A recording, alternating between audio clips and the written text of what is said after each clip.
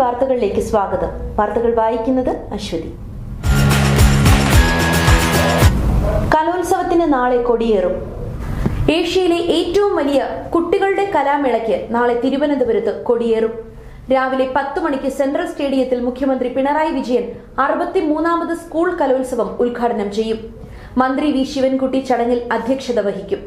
തുടർന്ന് കലാമണ്ഡലം വിദ്യാർത്ഥികളും പൊതുവിദ്യാലയത്തിലെ കുട്ടികളും ചേർന്ന് സ്വാഗതഗാനത്തിന്റെ നൃത്താവിഷ്കാരവും നടത്തുമെന്ന് കഴിഞ്ഞ ദിവസം മന്ത്രി വി ശിവൻകുട്ടി വാർത്താ സമ്മേളനത്തിൽ അറിയിച്ചു. സംസ്ഥാന സ്കൂൾ കലോത്സവത്തിന്റെ ഭാഗമായി കഴിഞ്ഞ ദിവസം പുത്തരിക്കണ്ടം മൈതാനത്ത് കലവറ നിറയ്ക്കൽ ചടങ്ങ് നടന്നു. ഭക്ഷ്യവസ്തുക്കൾ മന്ത്രി GR അനിൽ ഏറ്റുവാങ്ങി.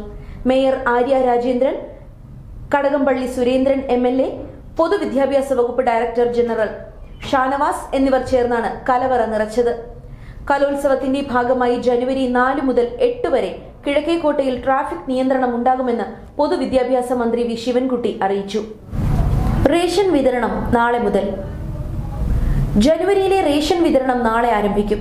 വെള്ളക്കാർഡ് ഉടമകൾക്ക് 6 കിലോ അരി കിലോയ്ക്ക് 10.90 രൂപ നിരക്കിൽ ലഭിക്കും. നീലക്കാർഡുകാർക്ക് അധിക വിഹിതമായി 3 കിലോ അരിയും ഇതേ നിരക്കിൽ നൽകും. നീലക്കാർഡിലെ ഓരോ അംഗത്തിനും 2 കിലോ അരി വീതം കിലോയ്ക്ക് 4 രൂപ നിരക്കിലും ലഭിക്കും. മുഖ്യ സംഘാടകൻ അറസ്റ്റിൽ.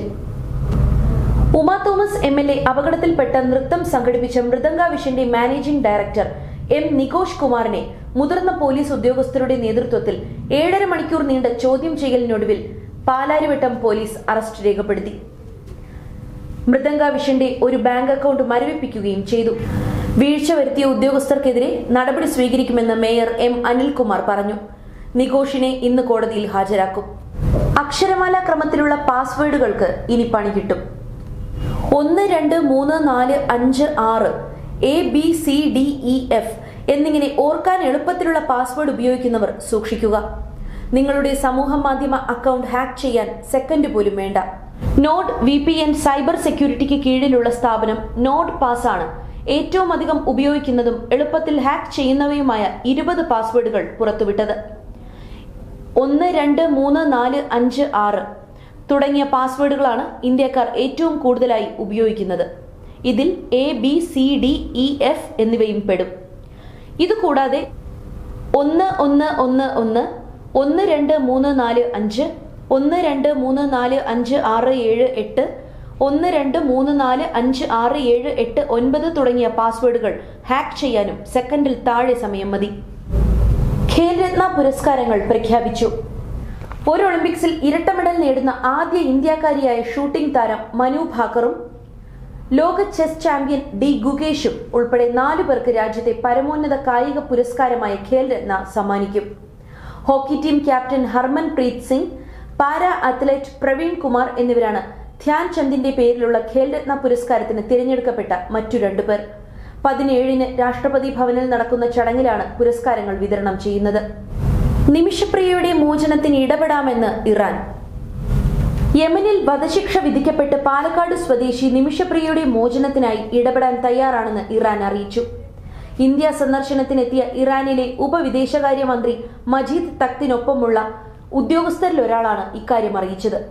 മാനുഷിക പരിഗണന വെച്ച് സഹായിക്കാൻ തയ്യാറാണെന്ന് അദ്ദേഹം പറഞ്ഞു. യമൻ പൗരനായ തലാൽ അബ്ദു മഹ്ദിനെ 2017 ജൂലൈയിൽ നിമിഷപ്രിയയും കൂട്ടുകാരിയും ചേർന്ന് കൊലപ്പെടുത്തി എന്നതാണ് കേസ്. കേരളത്തിന് 20 കോച്ചുള്ള വന്ദേ ഭാരത്. 16 കോച്ചുള്ള തിരുവനന്തപുരം കാസർഗോഡ് വന്ദേ ഭാരതിന് പകരമാണ് ഈ വണ്ടി ഓടുന്നത്. കഴിഞ്ഞ ദിവസം ചെന്നൈ സെൻട്രൽ ബേസിൽ ബ്രിഡ്ജിൽ മെക്കാനിക്കൽ എഞ്ചിനീയറിംഗ് വിഭാഗം പരിശോധന നടത്തി സർട്ടിഫിക്കറ്റ് നൽകി. തിരുവനന്തപുരം മംഗളൂരു വന്ദേ ഭാരത് 8 കോച്ചാണ്. ഇതിനു പകരം 20 കോച്ചുള്ള വണ്ടി 2ാം ഘട്ടത്തിൽ വരും. കേരളത്തിൽ നിന്ന് കൊണ്ടുപോകുന്ന 16 കോച്ചുള്ള വന്ദേ ഭാരത് ദക്ഷിണ റെയിൽവേയുടെ അധിക വണ്ടിയായി തൽക്കാലം ഉപയോഗിക്കും. ഇടപാടുകൾ നിയമവിരുദ്ധമെന്ന് VD സതീശൻ. പൂട്ടിപ്പോകുമെന്നറിഞ്ഞിട്ടും അനിൽ അംബാനിയുടെ RCFL-ൽ കേരള ഫിനാൻഷ്യൽ കോർപ്പറേഷൻ 60.80 കോടി നിക്ഷേപിച്ചതിൽ അഴിമതി ആരോപിച്ച് പ്രതിപക്ഷ നേതാവ് VD സതീശൻ.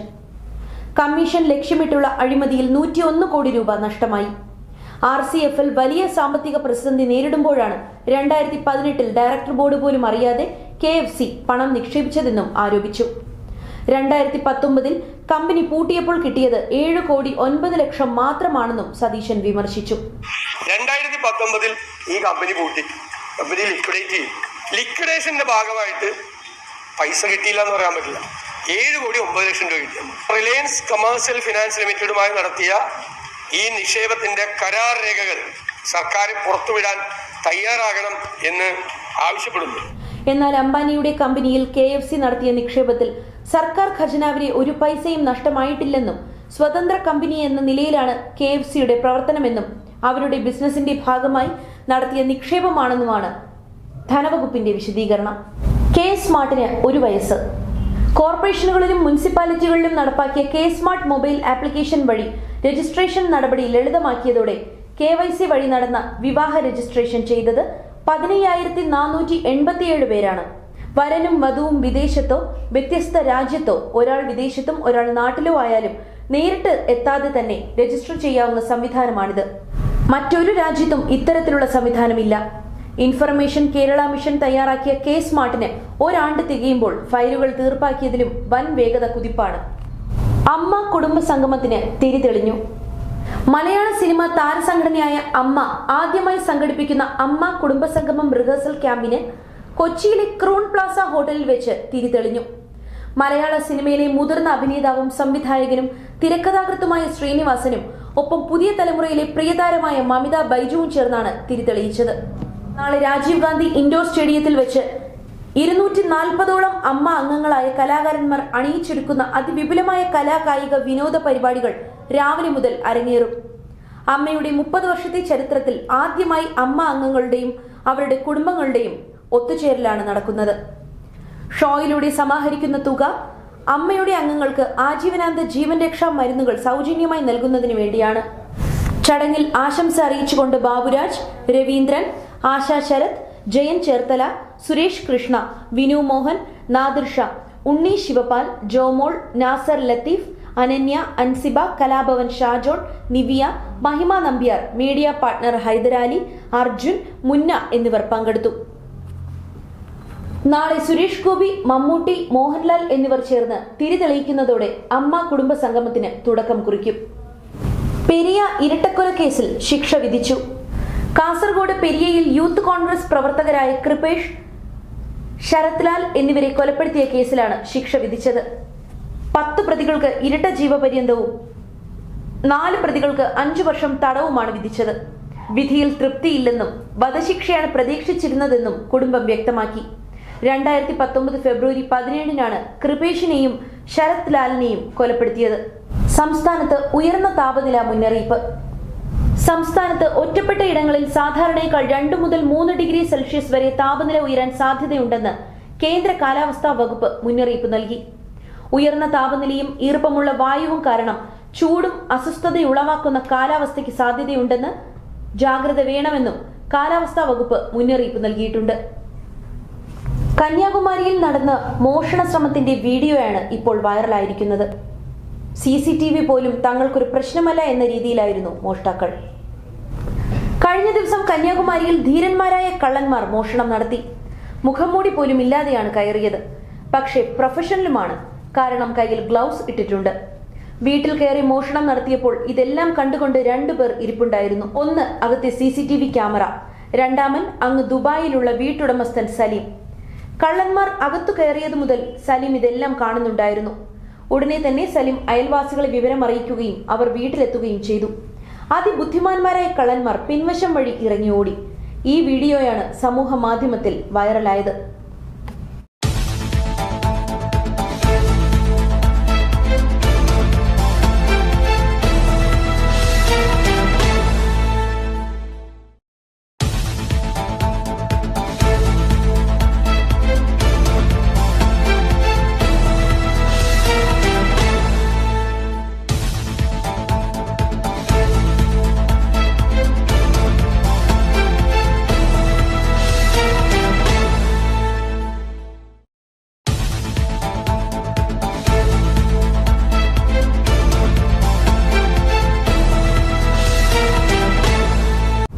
നമ്മുടെ ആരോഗ്യം നമ്മളിലൂടെ. ഉച്ചഭക്ഷണം ഒഴിവാക്കുന്നത് നല്ലതാണോ? പ്രഭാത ഭക്ഷണം പോലെ തന്നെ ഉച്ചഭക്ഷണവും ശരീരത്തിൽ പ്രധാനമാണ്. ഉച്ചഭക്ഷണം ഒഴിവാക്കുന്നതിലൂടെ ശരീരഭാരം കുറയ്ക്കാൻ കഴിയുമെന്നാണ് ചിലർ കരുതുന്നത്. ഇതിനാൽ തന്നെ പലരും ഉച്ചഭക്ഷണം ഒഴിവാക്കുന്നതും കാണാറുണ്ട്.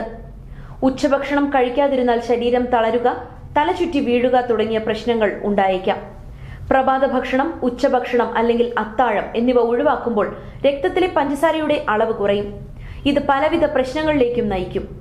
ക്രമരഹിതമായ ഭക്ഷണ രീതികൾ ദഹന പ്രക്രിയയെ തടസ്സപ്പെടുത്തി ശരീരത്തിന്റെ ദഹനതാളം തകരാറിലാക്കും. തേർഡ് വിഷന്റെ ഇന്നത്തെ വാർത്തകൾ ഇവിടെ പൂർണ്ണമാകുന്നു. നന്ദി, നമസ്കാരം.